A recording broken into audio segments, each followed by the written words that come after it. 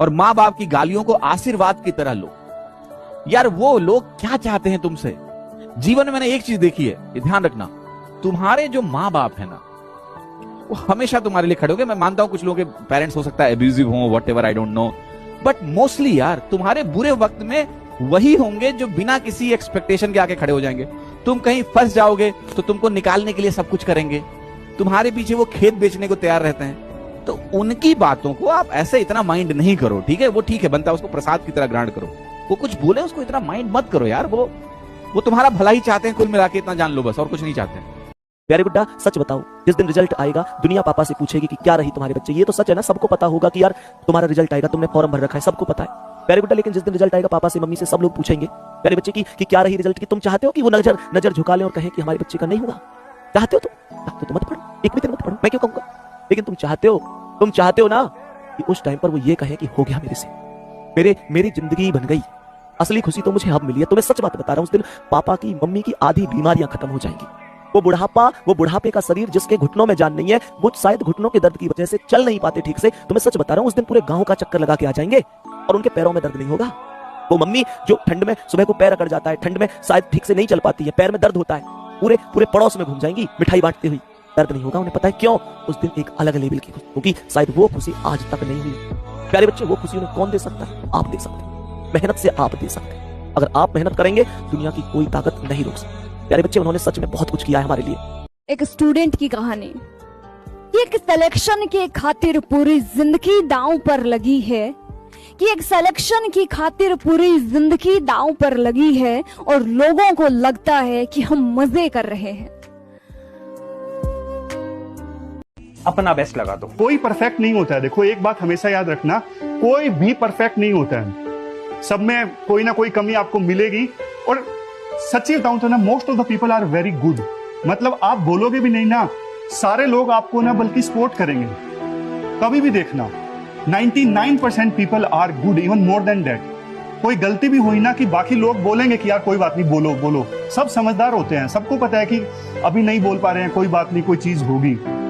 इसलिए आप में से कभी भी ऐसा फील मत करना कि हाँ अगर कुछ कॉन्फिडेंस की कमी है या फिर स्टेज फोबिया है, कोई दिक्कत नहीं है। लोग सपोर्ट करते हैं और दूसरी तीसरी बार में आदत पड़ जाती है।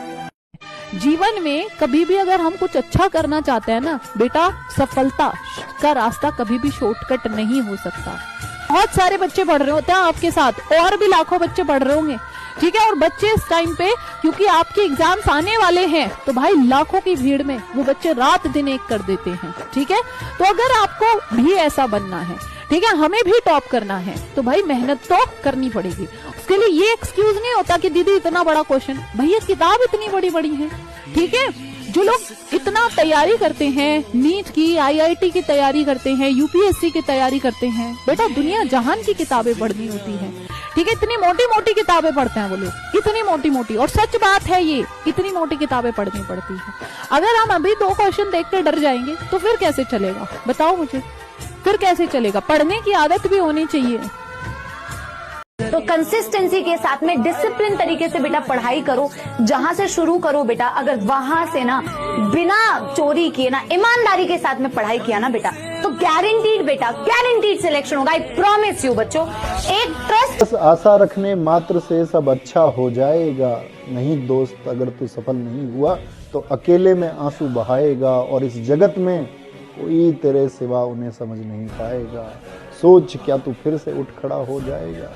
हाँ, मैं फिर से उठ खड़ा हो जाऊंगा, पार्थ बन फिर से पतवार बनाऊंगा, और इस बार अश्रु नहीं बहेंगे। वादा है माँ, इस बार मैं सफल हो जाऊंगा।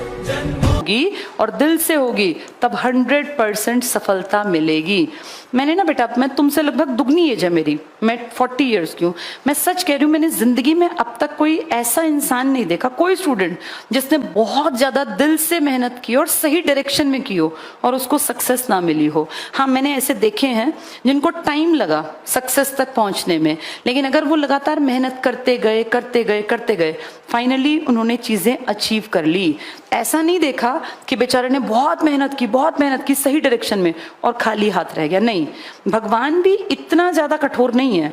वो आपकी परीक्षा ले सकता है, समय ले सकता है, लेकिन अगर आप लगातार सच्चे मन से, लगन से मेहनत कर रहे हैं ना, ईमानदारी से, चीटिंग नहीं करनी, तो फिर 100% आपकी किस्मत एक दिन बदल जाएगी। इंसान भी तो उसे मजबूत करने का एक मौका मिला है, वहां पर काम करना चाहिए, ना कि रोना चाहिए। अब सरकारी नौकरी की तैयारी तुम करोगे, नहीं निकलेगा तो वही होगा ना, घर गृहस्थी के काम में हाथ बटाओगे। बाबूजी किसान है तो तुम भी खेत में जाना, बाबूजी अगर बिजनेसमैन है, दुकान चलाते हैं, तुम भी बैठना। और फर्क नहीं पड़ता है कि दुकान छोटा है या बड़ा है, बेरोजगारी का तो ठप्पा लगेगा ना जी। ये नहीं कहते हैं कि जिसके पास में सरकारी नौकरी नहीं है वो कामयाब नहीं बन सकता है, बिल्कुल बन सकता है। लेकिन सबसे बड़ा बात यहाँ पर ये होता है कि जब आप जिस चीज़ का सपना देखते हैं और जिस चीज़ के लिए मेहनत करते हैं और तब भी उसके लिए लगन नहीं करते हैं, तब भी उसके लिए आप जी जान नहीं लगाते हैं, तो आप अपने साथ सबसे बड़ी बेईमानी कर रहे हैं। आपसे बड़ा बेईमान कोई है ही नहीं। क्यों करते हैं आप ऐसा? जिस चीज़ के ऊपर में साल, 1.5 साल, 2 साल लगाया आपने और तब उसके बाद में आपको कुछ हासिल नहीं हुआ, तो उस समय वो मेहनत भी किस काम की, व्यर्थ है वो तो। हम डरते हैं कि लोग हम पे हंसेंगे, लोग कल को हमारी इन सब बातों पे मजाक उड़ाएंगे। लेकिन मैं आपको एक बात बताऊं कि लोग क्या कहेंगे, इस बात के पीछे बहुत लोगों ने अपने जीवन में कुछ कहने लायक किया ही नहीं, क्योंकि उन्हें इस बात का डर था कि लोग क्या कहेंगे, तो इसलिए उन्होंने कुछ कहने लायक किया ही नहीं। लोगों को उनका नाम नहीं याद रहा, उन्होंने अपनी हस्ती मिटा ली। जिंदगी में मुश्किलें तमाम है, फिर भी इन होठों पे मुस्कान है। और अगर जीना ही है हर हाल में, तो फिर मुस्कुरा करके जीने में ही क्या नुकसान है। क्या बात है। जब जीवन भगवान ने दिया है तो इसको खुश होकर के जियो, और उस मुस्कुराहट को किसी भी दुनिया के आदमी के लिए कभी खोने मत। अगर किसी की वजह से भी वो मुस्कुराहट खो रही है तो मतलब घाटे का सौदा, बहुत बड़ा लॉस कर रहे। उसने धोखा दे दिया, कोई बात नहीं, हार गए कोई बात नहीं, गिर गए कोई बात नहीं, उठ जाएंगे, रोएंगे तो हंसेंगे भी। तो इसलिए हमेशा मुस्कुराते रहो, क्योंकि दुनिया में सब चीजें वापस आ जाएंगी, पर आपकी मुस्कुराहट कभी वापस नहीं आ सकती।